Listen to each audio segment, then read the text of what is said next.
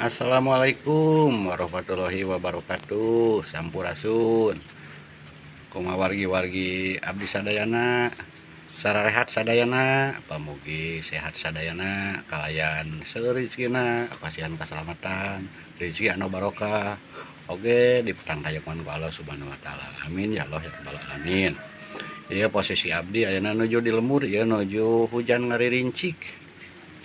Tapal wargi enjing di Kabupaten Tasikmalaya mah bade aya pemilihan bupati ulang.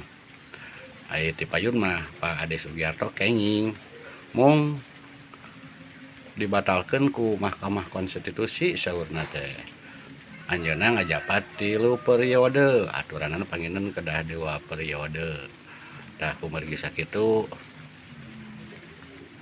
enjing bade aya pemilihan ulang deui duka kumaha eta teh awal-awalna abi kantenan abi terang orang kampung peraturanna teh dugi ka dibatalkeun. Saurna mah pan aturan kedah 2 periode eta mah panginten langkung 2 periode. Tah saterusna kenging pemilihan kamari panginten diajengkeun aya nu ngajengkeun ka pusat panginten nya dibatalkeun.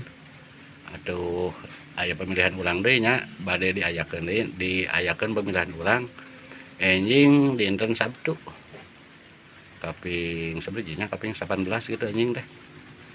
Kapanginten pamiaya di pemilihan ulang mah panginten anggaran kanggo APBD daerah teh panginten CF jiga teh dianggo pemilihan ulang deui. Ada panginten jalan-jalan pembangunan kanggo Kabupaten Tasik teh dianggo deui panginten kana waragad pemilihan ulang. Ai abi mah